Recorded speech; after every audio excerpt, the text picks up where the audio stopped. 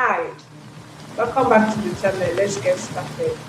The neon lights of Seoul reflect off the puddles like shattered glass, but I only care about the shadows. Most people see a woman walking home and think easy target. They don't see the tactical weight of the umbrella in my hand, or the way I've already mapped every exit in this alley.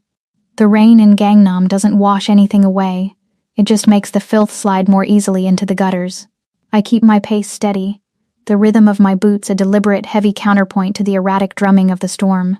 I'm a ghost in this city, a disgraced security consultant whose only sin was being too good at a job someone else wanted to fail. Now, I exist in the margins, navigating the neon-soaked labyrinth with the hyper-vigilance of a hunted animal. I turn the corner into a narrow stretch, the scent of wet asphalt and sour refuse hitting me instantly. That's when I hear it. Not the rain, but the sound of leather hitting flesh, and a low, guttural laugh that makes my skin crawl. 3 of them. Street-level muscle, the kind who wear cheap tracksuits and carry even cheaper knives. They've cornered a man against a stack of rusted crates. He's slumped over, a tattered gray coat hanging off his frame like a shroud. A white cane lies snapped in 2 near his feet, and dark sunglasses hide his eyes, though his face is turned downward in a posture of utter defeat. Check his pockets again. The lead thug barks, his voice raspy from too many cigarettes. A beggar in this district has to be hiding something. Nobody sits in the rain for nothing. He kicks the man's ribs. The beggar doesn't cry out.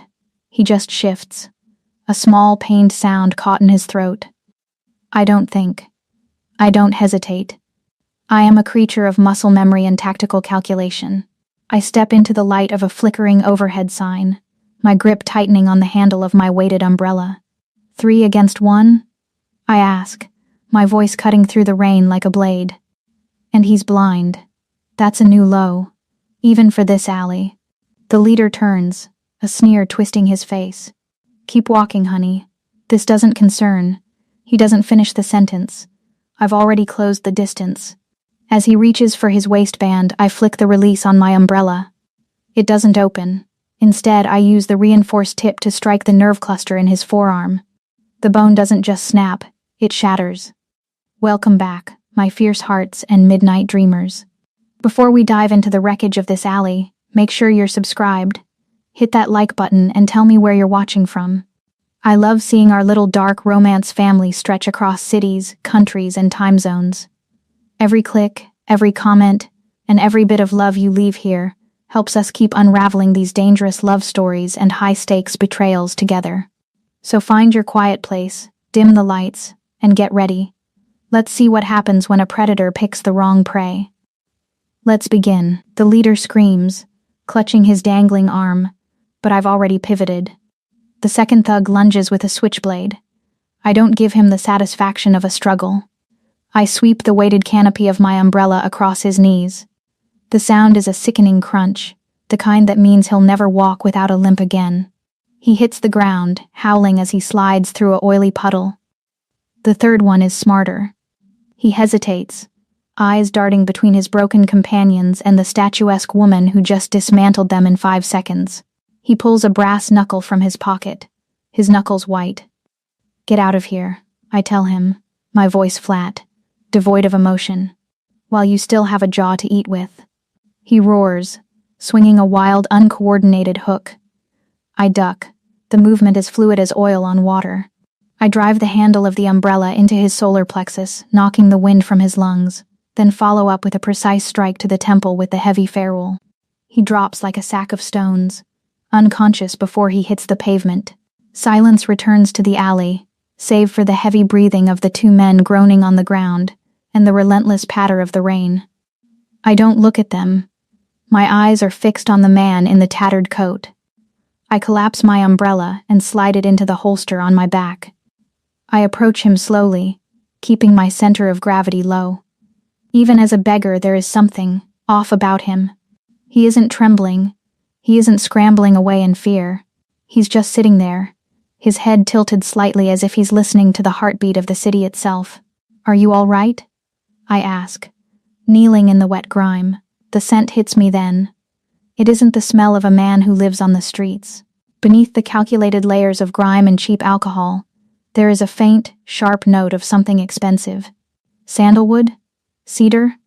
It's the smell of power, tucked away behind a mask of poverty. I reach out, my fingers hovering near his shoulder to check for internal injuries.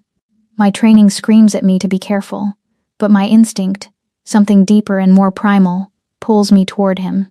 The moment my hand brushes his coat, the air between us seems to charge with static. It's a magnetic pull so fierce it steals the breath from my lungs. He doesn't pull away. Instead, he slowly lifts his head. His dark glasses are slightly crooked from the scuffle, revealing a glimpse of eyes that don't look sightless at all. They look like twin abysses, dark and calculating, stripping away my defenses until I feel completely exposed. There is no weakness in his posture now. The way he sits, the way he breathes, it's the stillness of a predator who has been watching the entire show with bored amusement. He reaches up, his large, calloused hand wrapping around my wrist. His grip is iron, possessive, and warm despite the freezing rain, a shiver that has nothing to do with the cold races down my spine.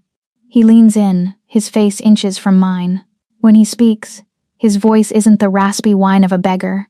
It's a rich, velvet baritone that vibrates deep in my chest, commanding and terrifyingly intimate. You have the hands of a healer, but the eyes of a reaper, he murmurs, a slow, dangerous smile tugging at the corner of his lips. I think I'll keep you, Queen Omari. The three bodies are still twitching in the oily sludge of the alley when the world shifts. I expect sirens. I expect the harsh glare of flashlights and the shouted commands of the Seoul Metropolitan Police. Instead, the shadows at the mouth of the alley seem to detach themselves from the brickwork. 6 men in tailored black suits materialize like smoke, their movements silent and synchronized. They don't spare a glance at the wreckage I've left behind. They don't check the pulses of the men I've broken. They simply stop 10 paces away and bow, deep, rhythmic, and terrified, toward the man in the tattered gray coat. At the end of the narrow passage, a police cruiser pulls up, its blue and red lights painting the rain-slicked walls in violent hues. My hand goes to the umbrella, my muscles coiled for a secondary engagement. But then, the unthinkable happens. The officer behind the wheel looks directly at us, looks at the carnage, and then looks at the man sitting in the grime. Without a word, he flicks the lights off. The cruiser reverses and disappears into the neon fog of Gangnam. A silent nod to a power so absolute it doesn't just break the law, it owns it. The car is ready, Chairman, one of the suits murmurs. The beggar stands. The transition is jarring. The slumped shoulders vanish, replaced by a spine of tempered steel. He doesn't let go of my wrist. His grip is a warm manacle, pulling me toward the street where an obsidian black Maybach sits idling. The door is held open for us, and before I can calculate a path of escape, I am ushered into the pressurized silence of the back seat. The door closes with a heavy, expensive thud, sealing out the world. The sensory shift is enough to give me vertigo.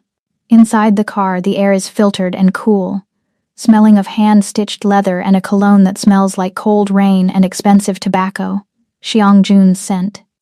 It clashes violently with my own, the metallic tang of copper from the blood on my knuckles, the ozone of the storm, and the faint, wet dog smell of my soaked trench coat. I am a feral creature trapped in a velvet cage.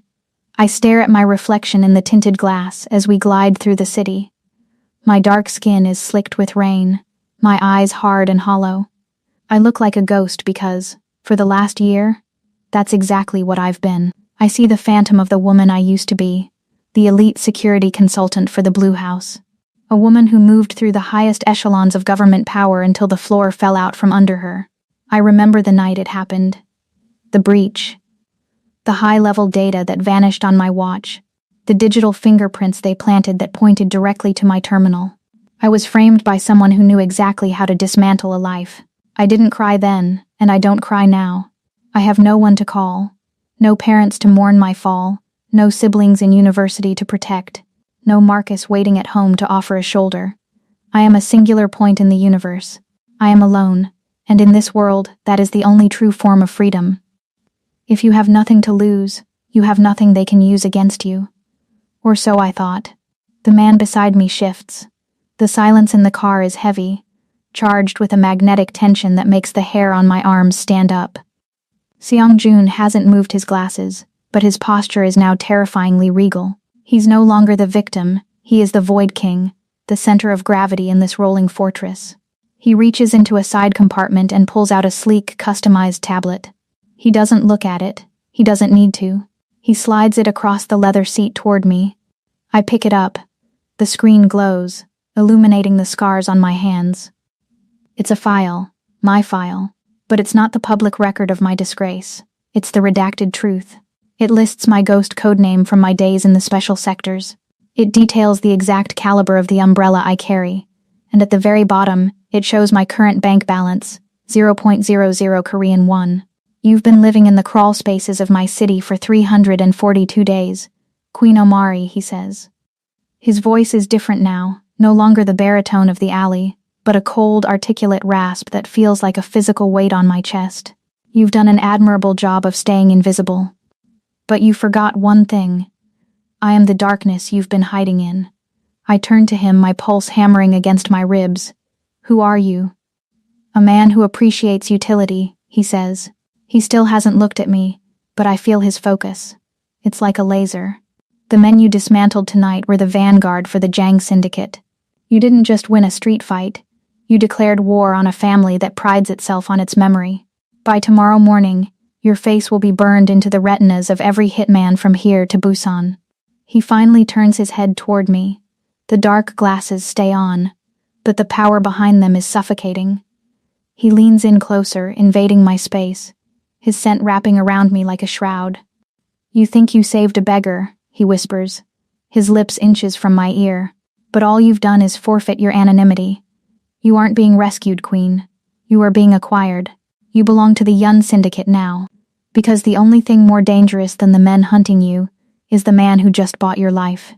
He taps a command into the tablet, and my bank balance flickers. The zeros vanish, replaced by a number so large it makes my head swim. I don't want your money, I hiss, though my hand trembles slightly. It's not a gift, Seong-jun replies, leaning back into the shadows of the Maybach. It's a down payment. You're going to fix the holes in my empire, or you're going to die in the gutter where I found you. Choose quickly, Queen. We're almost home. I look out the window as the car turns into a massive, gated compound that looks more like a fortress than a residence. The gates swing open like the jaws of a beast, and I realize with a chilling clarity that the ride to hell has only just begun. The Maybach glides into the bowels of a structure that feels less like a penthouse and more like a tomb for the living. We ascend in a private elevator. The silence so thick I can hear the pressurized hiss of the hydraulics.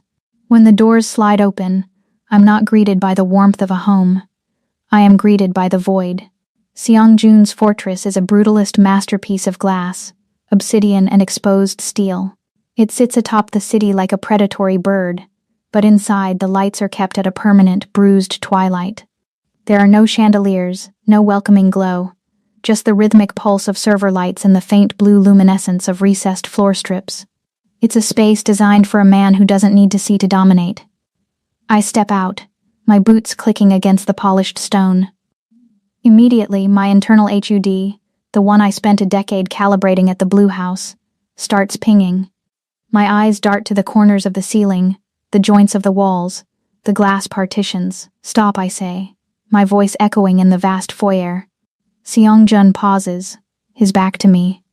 His head of security, a man named Kang with a face like a granite block and a suit that fits a little too tightly over his holster, wheels around. He glares at me with a pure, unadulterated venom. To him, I'm just a stray the boss picked up in the rain. Move, woman, Kang growls. The chairman doesn't have time for. You have a 3-degree blind spot on your thermal sensor in the northeast quadrant, I interrupt, my voice cold and clinical. I point toward the ceiling joint. Any operative with a thermal dampening suit can walk right through that door without triggering an alarm. Your elevator's biometric scan has a 0.4-second lag, long enough for a ghost loop to bypass the identity check. And that floor-to-ceiling glass? It's reinforced, sure, but the structural anchors are exposed at the base. One targeted ultrasonic pulse and this entire fortress becomes a wind tunnel. The silence that follows is deafening. Kang's face turns a mottled shade of purple. He opens his mouth to bark a denial, but Seongjun raises a single elegant hand. The gesture is small, but the authority behind it is absolute. Kang snaps his jaw shut, his eyes burning with a promise of future violence. Seongjun turns slightly. Even in the dim light, the silhouette of his broad shoulders is imposing. "Fix them," he says simply. He leads me deeper into the penthouse, into an office that feels like the bridge of a ghost ship. There is no desk, no clutter of paper, just a massive floor-to-ceiling window that looks out over the rain-blurred neon of Seoul. The city looks small from here. Vulnerable. He turns to face me, his hands clasped behind his back. "I've watched 3 security firms attempt to find those flaws, Queen. They failed. You found them in 30 seconds while soaking wet and being acquired.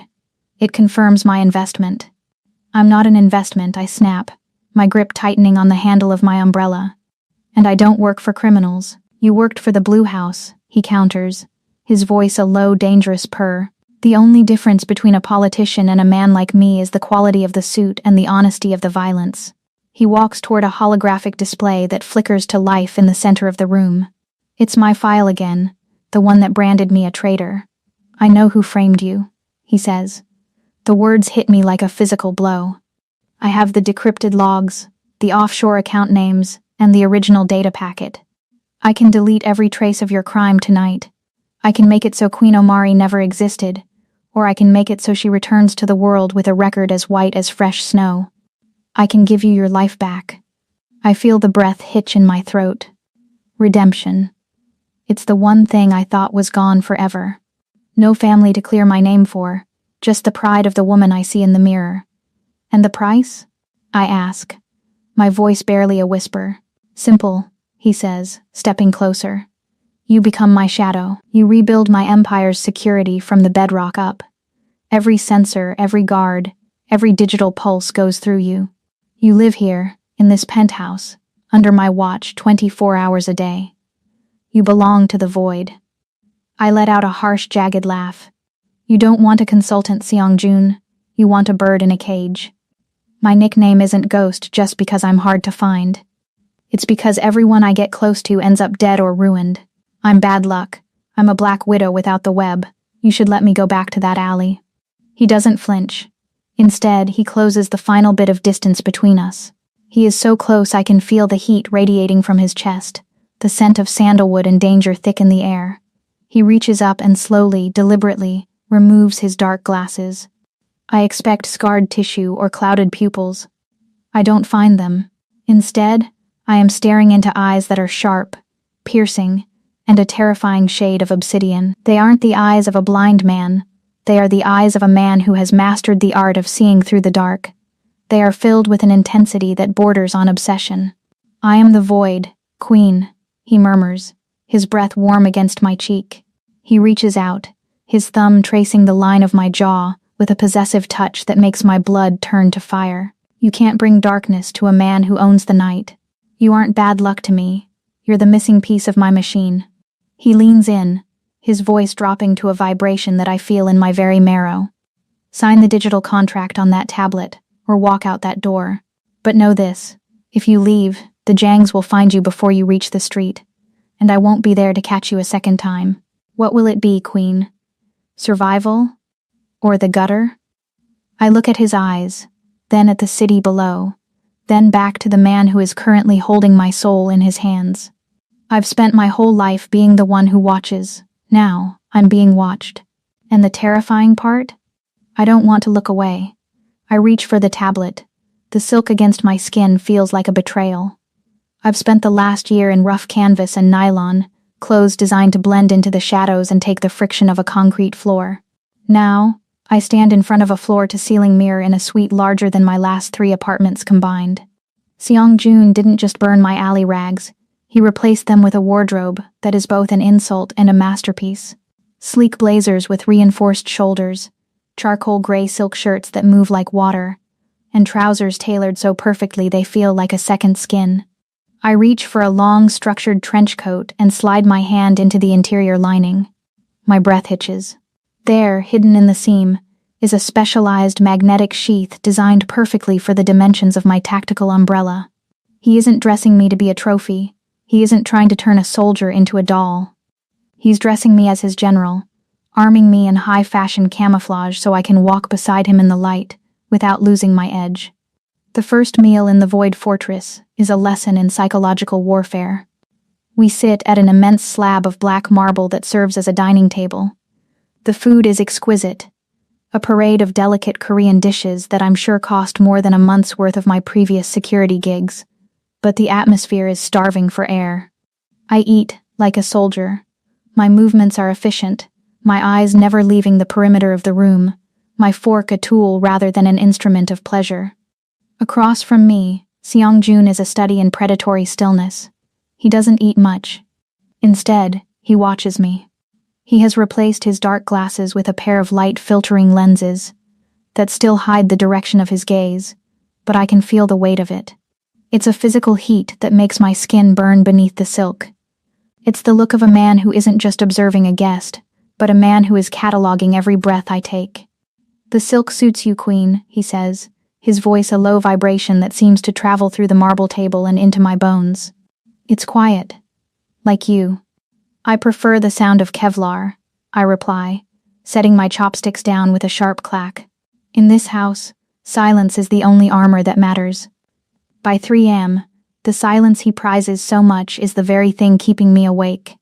The bed in my suite is too soft, a cloud that feels like it's trying to swallow me whole.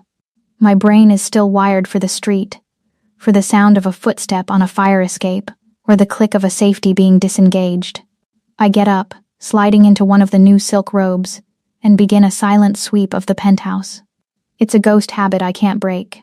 I map the hallways, testing the pressure-sensitive floor tiles and checking the refresh rates of the hidden cameras. I move like a shadow, my bare feet making no sound on the cold marble. I reach the east wing, a section of the house that felt cordoned off during the tour. A faint, golden light spills from beneath a heavy oak door. I shouldn't enter. My contract says I am here for security, not to pry, but my instincts tell me that a hidden light in a house of darkness is a vulnerability. I push the door open an inch. It's a sunroom filled with plush rugs and shelves of silent toys. In the center of the room, sitting on a pile of cushions, is a small girl. She looks like a miniature, softer version of Seong-jun. This is Suri. I'd seen her name in the encrypted files, his younger sister, the only survivor of the hit that took their parents. The files said she was a total mute. Trauma-induced. She doesn't see me at first. She's staring at a complicated wooden puzzle, her small fingers trembling as she tries to force a piece into place. She looks frustrated, her lower lip wobbling, but not a single sound escapes her. I should walk away. I should go back to my cold silk bed. But I see the way she's holding that puzzle piece, the same way I used to hold my first tactical manual, desperate for a world that made sense. I step into the room. She freezes, her eyes widening. I don't speak. Words are just noise to a heart that's been shattered by them. Instead, I sit on the floor 6 feet away from her. I reach into the pocket of my robe and pull out a deck of high-gloss playing cards I'd swiped from the lounge. Using my ghost sleight of hand, skills I usually use to plant trackers or lift keycards, I begin a silent performance. I make the ace of spades vanish and reappear behind her ear. I weave the cards through my fingers in a complex rhythmic waterfall that creates a hypnotic clicking sound in the quiet room. Suri leans forward, her eyes locked on my hands. I do a rapid-fire shadow play against the wall with my other hand, making the silhouette of a bird that seems to fly across the cards. Then, I intentionally fumble a card, letting it bounce off my nose. The sound is tiny. It's rusty, like a gate that hasn't been opened in a decade. But it's there. A giggle. A genuine, high-pitched ripple of amusement that cuts through the stagnant air of the fortress. I look at her and offer a small, real smile. She reaches out, touching the card on the floor, and for the first time, the void feels a little less empty. 3 floors away, in a room bathed only in the flickering blue light of 100 monitors, Seong-jun stands perfectly still. He is watching the high-definition feed of the sunroom. He sees the woman he hired as a cold-blooded reaper sitting on a rug, performing card tricks for a broken child.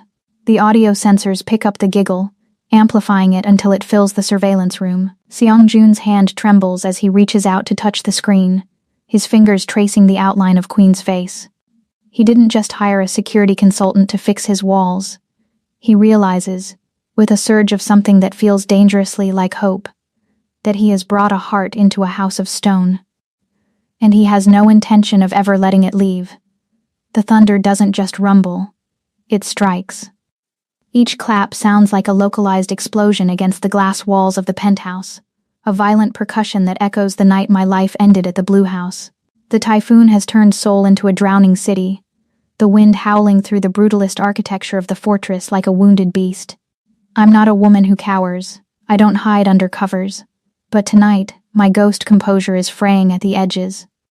I'm pacing the length of my suite, the silk of my robe clinging to my skin, slicked by a cold sweat that has nothing to do with the temperature. My hand is locked around the handle of my tactical umbrella, my knuckles white. Every flash of lightning that illuminates the room feels like a breach. Every roar of thunder is a flashbang going off in my memory. I need space. I need to see the threat. I move toward the main terrace, my feet silent on the marble. The penthouse is a cavern of shadows, the only light coming from the jagged veins of electricity splitting the sky outside. I stop at the edge of the kitchen, the floor-to-ceiling glass vibrating with the force of the storm. He's already there. Seong-jun is a silhouette against the chaos of the sky. He's standing by the window, a glass of amber whiskey in his hand. He isn't wearing his suit jacket or his glasses.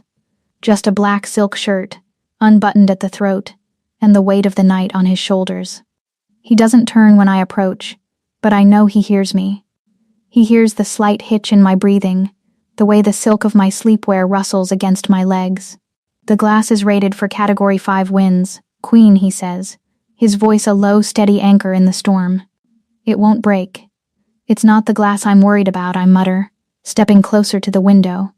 I want to face the storm, to prove to my racing heart that the artillery is just rain. A massive bolt of lightning shatters the darkness, turning the room into a blinding white void for a fraction of a second. In that strobe light moment, I'm exposed. I've dropped my guard. My robe has slipped slightly off my shoulder, and as the light flares, it illuminates the map of my history written in scar tissue. Seong-jun turns. His obsidian eyes aren't looking at my face. They are locked on the jagged silver line of the bullet graze on my shoulder and the puckered remains of a blade strike that runs across my ribs, disappearing beneath the silk. These are the marks of a woman who stood in the gap and paid the toll. He sets his glass on the counter. The sound of the crystal hitting the stone is the only thing sharper than the thunder. He approaches me with a slow, deliberate grace, his presence effectively pushing back the ghosts of my past. "Who did this?" he asks. There is no pity in his voice, only a cold, simmering rage that feels strangely like a caress. "A man who called me his finest asset," I say, my voice steadying as I look at him. "The same man who sold my access codes and signed the warrant for my arrest. I took a bullet for him at 2 a.m., and by 6 a.m. he had erased my existence." Seong-jun doesn't offer hollow words of comfort. Instead, he reaches out. His hand is large, warm, and steady. For the first time, it's skin to skin. His thumb brushes the edge of the bullet scar on my shoulder. The contact sends a jolt through me that is more powerful than any lightning strike outside. It's an electric, magnetic pull that makes the air in my lungs vanish. "A king who betrays his shield deserves to lose his crown," he murmurs. He steps into my personal space, his heat radiating through my thin robe. Then, he does something I didn't expect. He reaches for the buttons of his own shirt, his eyes never leaving mine. He pulls the fabric back, revealing the expanse of his broad, muscled chest. There, centered over his heart, is a jagged, brutal mark, a brand of charred skin and ink that forms the seal of the Yun Syndicate, layered over the deep, rippled scars of a fire. "The fire that took my family didn't just burn my skin," he says, his voice dropping to a rasp that vibrates in my chest. "It branded me with a purpose. We are both creatures born of wreckage, Queen. We are both forged in the heat of a betrayal." The storm outside seems to fade into the background. There is only the scent of rain, the sharp tang of his whiskey, and the suffocating tension between us. He reaches out again, his hand sliding from my shoulder to the nape of my neck, his fingers tangling in my hair. He pulls me toward him, his strength effortless, until my chest is flush against his. I can feel his heartbeat, steady, powerful, and demanding. I should pull away. I should remember the contract, the professional distance, the fact that he is a man who deals in blood. But in the dark, with the world screaming outside, he is the only thing that feels real. He leans down, his lips brushing against mine, a ghost of a kiss, a promise of a fire that would consume us both. I tilt my head back, my eyes fluttering shut, waiting for the impact. But at the last possible second, he stops. His forehead rests against mine, his breathing ragged. The boss returns to his eyes, a wall of cold iron slamming back into place. "Go back to bed, Queen," he whispers, his voice thick with a hunger he's barely containing. "Before I forget that I'm the monster you're supposed to be protecting." He releases me and steps back into the shadows, picking up his whiskey as if the last 3 minutes never happened. I stand there in the dark, my skin still humming from his touch, realizing that the storm outside is nothing compared to the one he's just started inside of me. The transformation is a weapon in itself. I stand before the mirror in the penthouse, barely recognizing the woman looking back. The gown is a masterpiece of midnight blue silk, so dark it's almost black, clinging to my curves like a second skin. It's backless, the fabric plunging to the base of my spine, leaving the silver map of my scars, the bullet graze, the blade marks, completely exposed to the world. Seong-jun had insisted on this. He didn't want me to hide the evidence of my survival. He wanted me to wear it like armor. I reach down, the silk whispering against my skin, and check the tactical knife strapped to my inner thigh with a matte black garter. My umbrella, redesigned for the evening, is now a sleek long evening accessory that looks like a high-end designer clutch, though its frame is still solid carbon fiber. I am a paradox, a premier socialite on the outside, a lethal security breach on the inside. When I step into the foyer, Seong-jun is waiting.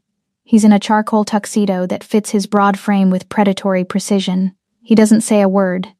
He simply looks at me, his eyes traveling from the scars on my shoulders to the fire in my eyes.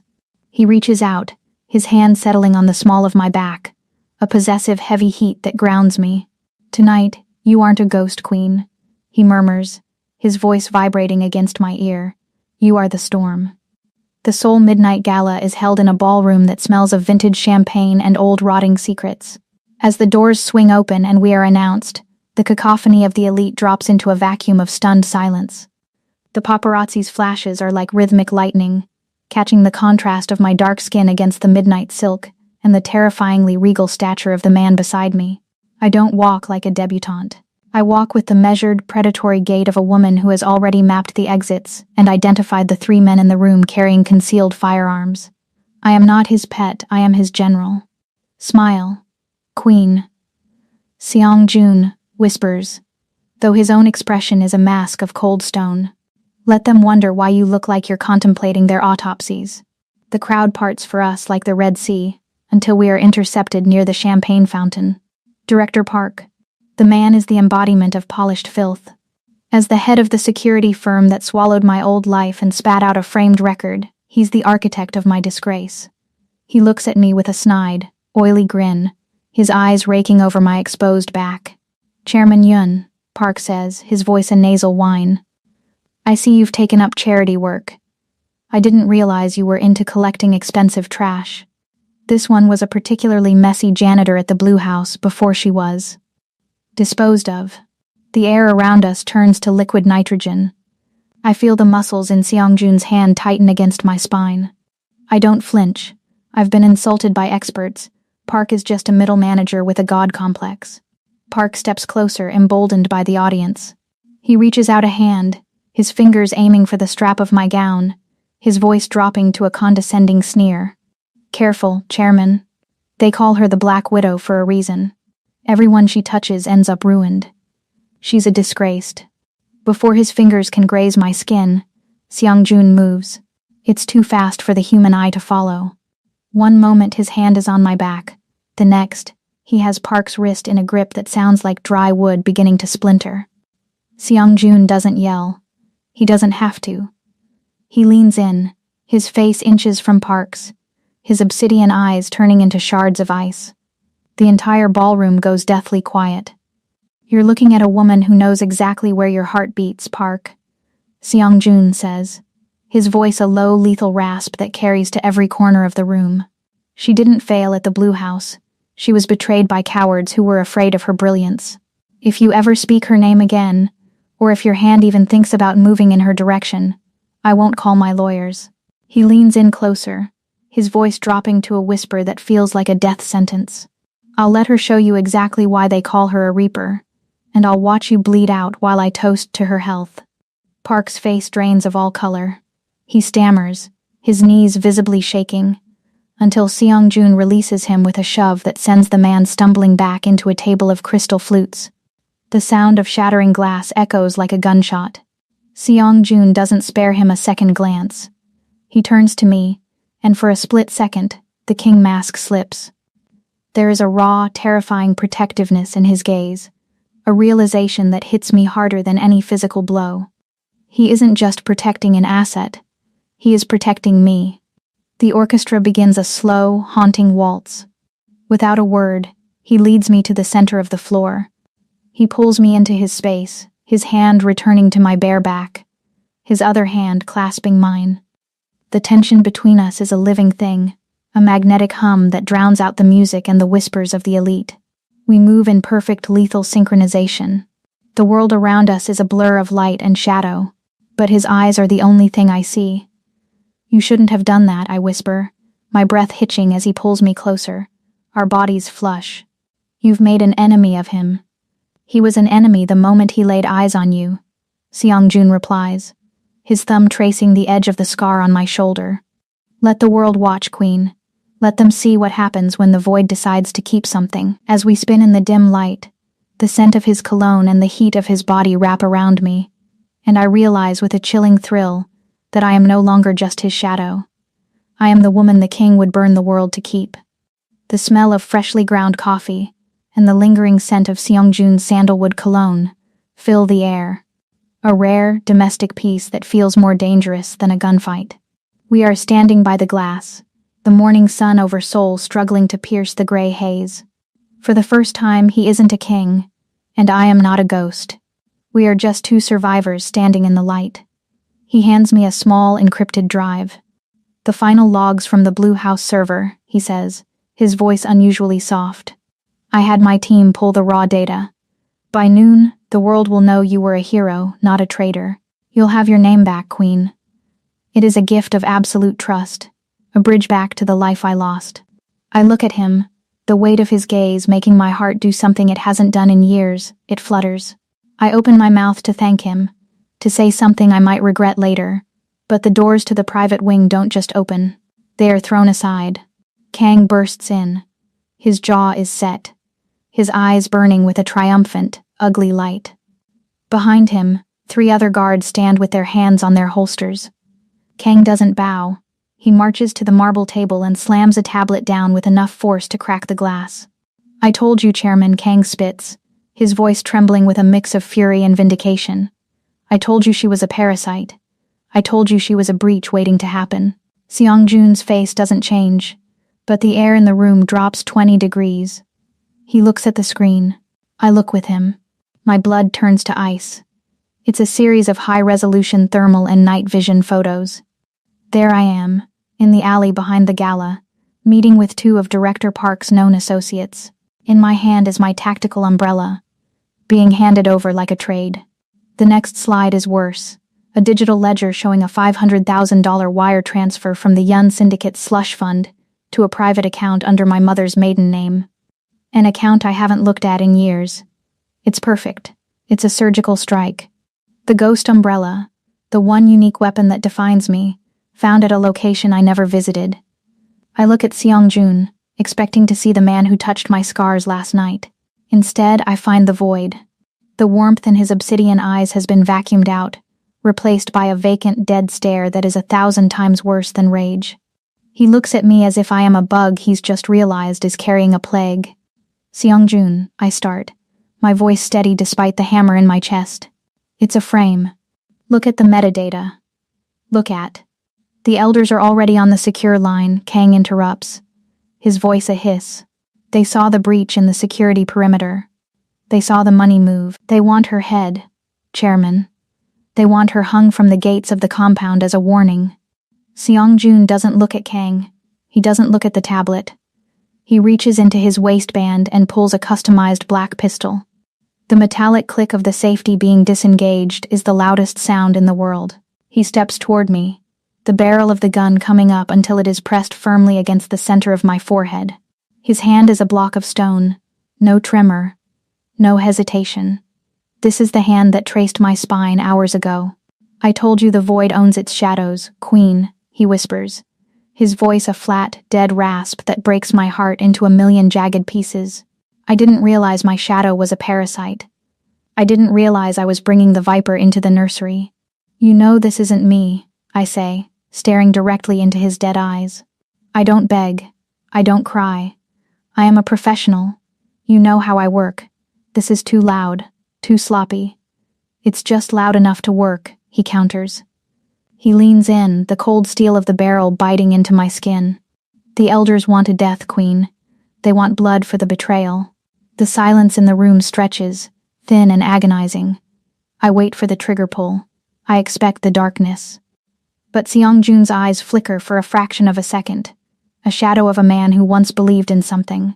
He lowers the gun, but he doesn't put it away. Get out, he says. The words are a sentence of exile. Kang, take her to the service elevator. Strip her of the codes. Take the tech. If I see you in Seoul after sunset, I will finish what the Jangs started.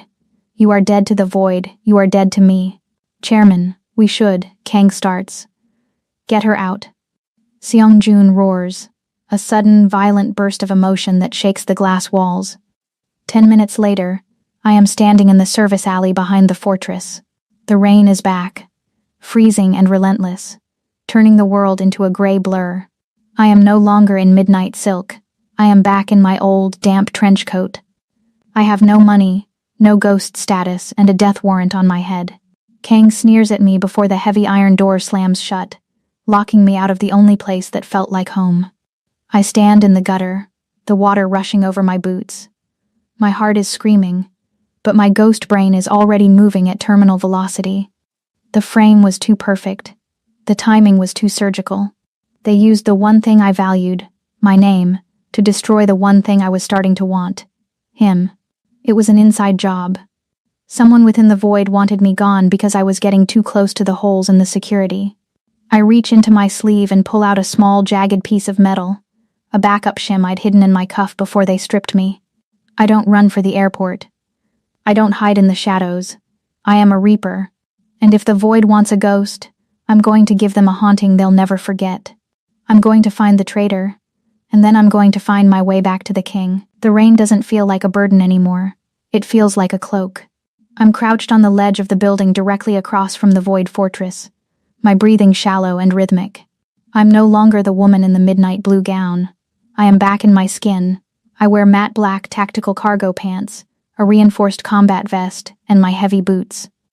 My tactical umbrella is locked into the magnetic harness on my back, and a secondary combat knife is sheathed at my hip. Through the sniper scope, I watch the penthouse. The holes I warned Seong-jun about are being exploited one by one. The thermal sensors flicker and die. The biometric locks on the elevator are bypassed with a ghost loop I recognize instantly. Kang's signature. A flash of orange light erupts inside the main foyer. Then, the entire building goes dark. Total blackout. To anyone else, this is a death trap. To a man like Seong-jun, it's a temporary advantage. But to a reaper trained in the special sectors, the dark is home. I don't wait for an invitation. I secure the high-tension cable to the roof's anchor point, aim the launcher, and fire. The line bites into the stone of the penthouse terrace, the same terrace where he told me I was dead to the void.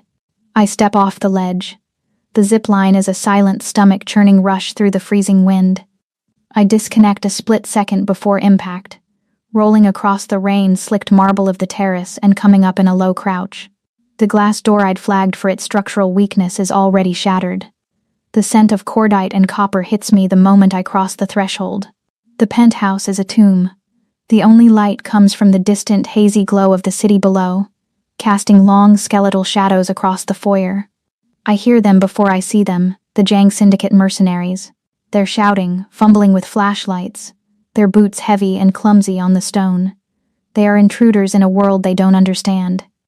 I move like a wraith. I don't use a gun, muzzle flashes are just targets in the dark. I unsheath my umbrella, the weighted handle a familiar extension of my arm. The first mercenary appears from the kitchen, his flashlight beam swinging wildly. I'm beneath his line of sight before the light hits me.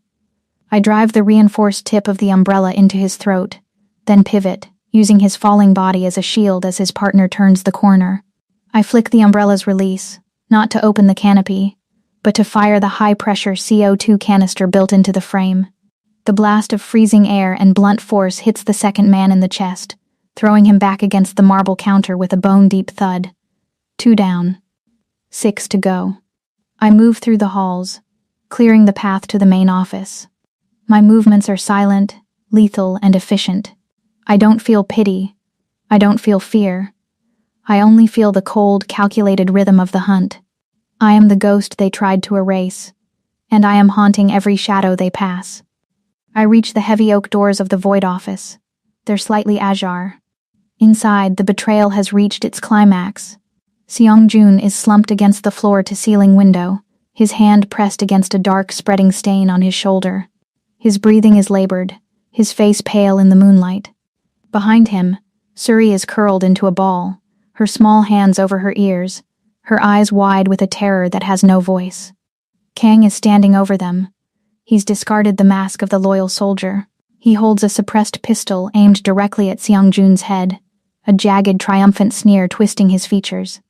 "You were always too soft, Chairman," Kang gloats, his voice echoing in the silent room. "Bringing in a foreign stray, letting your sister's silence dictate the pace of the syndicate. The Jangs offered me a seat at the table. All I had to do was clear the holes you were so worried about."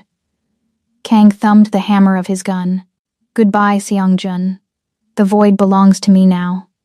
I don't shout a warning. I don't give him the chance to be a hero. I roll a smoke grenade through the gap in the door.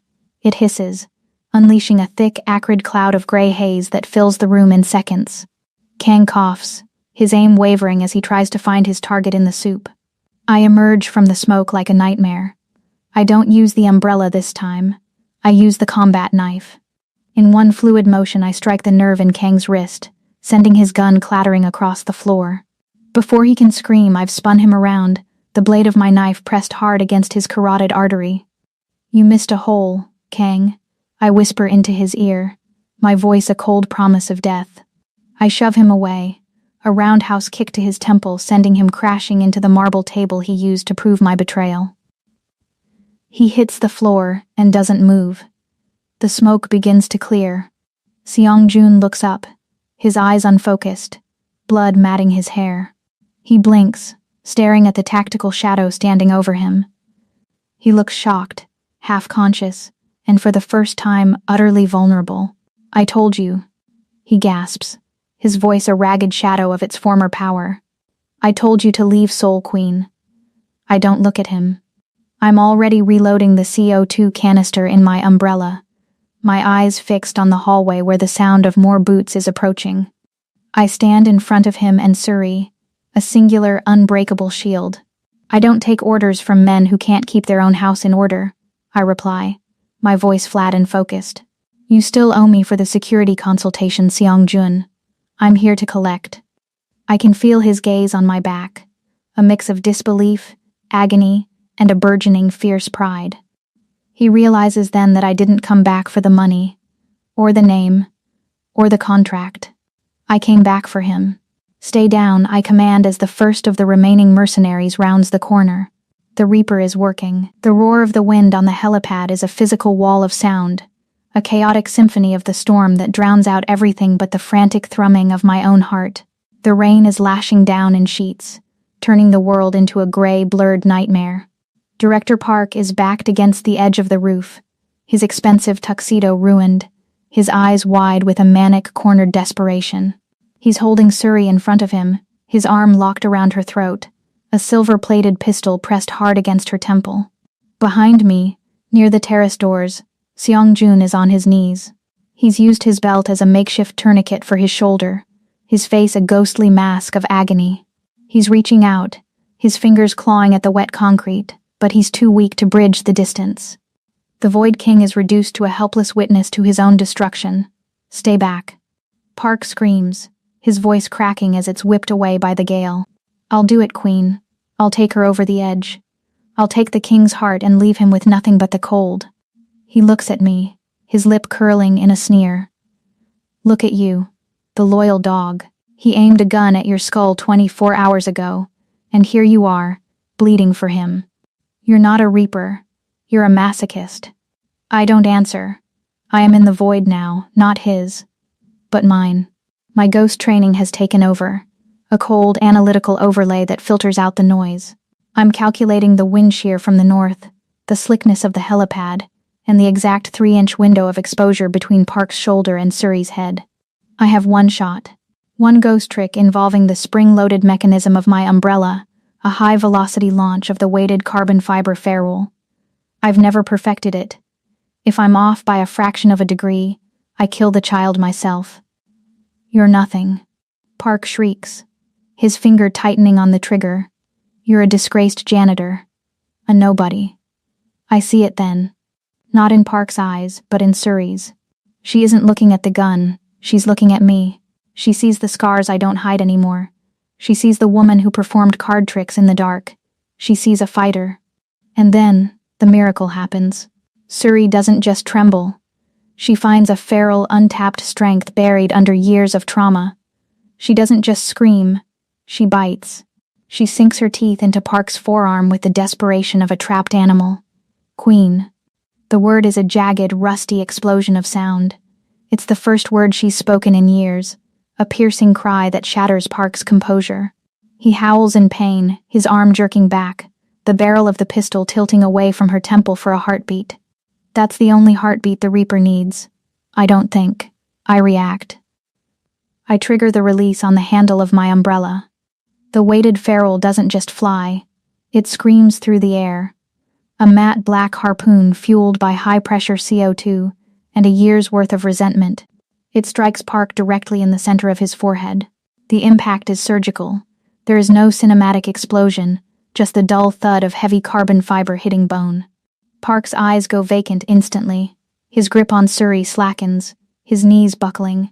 The wind catches him, pulling him backward like a discarded rag. He falls silently, disappearing into the black abyss of the Seoul skyline without a single cry. Suri. I'm moving before Park even clears the ledge. I lung forward, my boots skidding on the wet helipad, and catch the girl by the waist just as she begins to stumble toward the edge. I pull her into my chest, the hard plates of my tactical vest meeting her small, shaking frame. I collapse onto the concrete, shielding her with my body as the rain continues to hammer down. A shadow moves through the peripheral of the rain. Seong-jun has crawled the last 10 feet, his breath coming in ragged, bloody gasps. He reaches out, his good hand trembling as it finds Suri's shoulder. The three of us are huddled there on the roof, a broken, blood-stained triptych of survivors. The silence that follows the gunshot that never went off is the loudest thing I've ever heard. Suri pulls back slightly, her face pale, her eyes searching mine. She's still trembling, the adrenaline of her first word leaving her frail. She looks at me, her voice a tiny, fragile whisper that barely carries over the wind. Safe?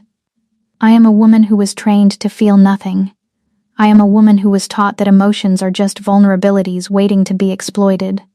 But as I look at this child, and then at the man beside us, the king who would have died to protect her, the ice in my chest finally shatters. I pull her back into the warmth of my vest and nod, my chin resting on the top of her head. Safe, I murmur. I've got you. Seong-jun looks up at me. He doesn't look at me as a boss looking at an employee. He doesn't look at me as a king looking at a shadow. He looks at me as a man who has been pulled from the mouth of hell by a goddess of war. There is no void in his eyes now, only a fierce, blinding gratitude that tells me the contract we signed is no longer made of ink and paper. It's made of blood. And for the first time in my life, I don't want to run from it. The smell of Seoul after a summer rain, is different from the height of the penthouse. It's cleaner, sharper, a scent of ozone and expensive possibilities. 6 months ago, this fortress was a tomb of glass and steel. Today, it breathes. The lights are no longer dimmed to hide a monster. They are bright enough to illuminate a kingdom. Across the room, Suri sits on a plush rug, her voice a steady, confident stream as she explains the mechanics of a complex card flourish to her tutor. She's no longer the silent ghost of the East Wing. She is my shadow, learning that a woman's voice can be just as tactical as a blade. The piece is interrupted by the low, grating voice of a sub-boss from the Gyeonggi territories. He's a man who smells of cheap ambition and hasn't yet learned that the world shifted while he was hiding in the suburbs. He's standing in the center of the living room, leaning a little too close to me, his eyes dismissive. I understand the syndicate is under new management, he sneers, his gaze flicking toward the bedroom doors. But I'd rather discuss my tribute with the chairman, not his. Decorative help. Surely, a woman of your background understands that some things are too heavy for a mistress to carry. Seong-jun, sitting in his obsidian chair with a glass of neat whiskey, doesn't move. He doesn't growl. He simply leans back, a dangerous, knowing smirk tugging at the corner of his mouth. He's not going to save me. He's going to enjoy the show. I don't raise my voice.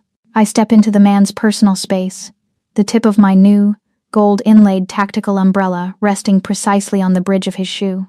In 30 seconds, I say, my voice a calm, lethal velvet, I can dismantle your entire logistics network, leak your offshore accounts to the tax authorities, and show you exactly why janitors are the most dangerous people in the building.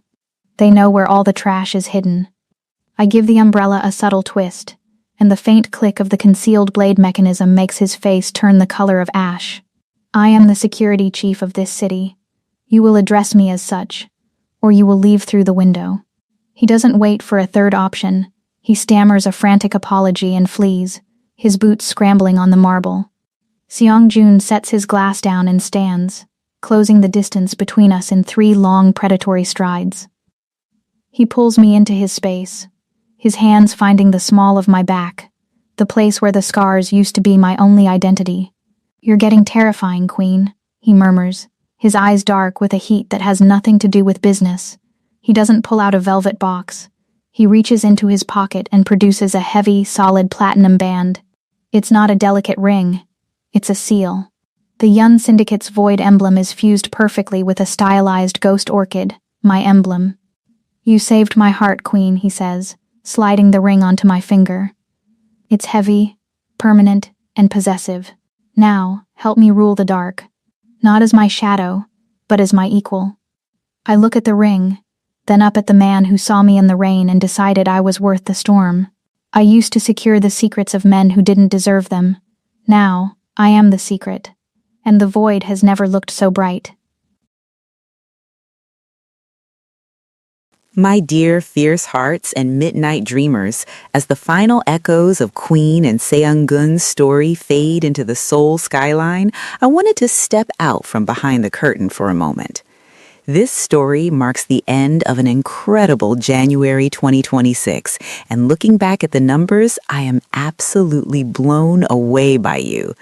We've reached hundreds of thousands of views this month, and that isn't just a statistic to me.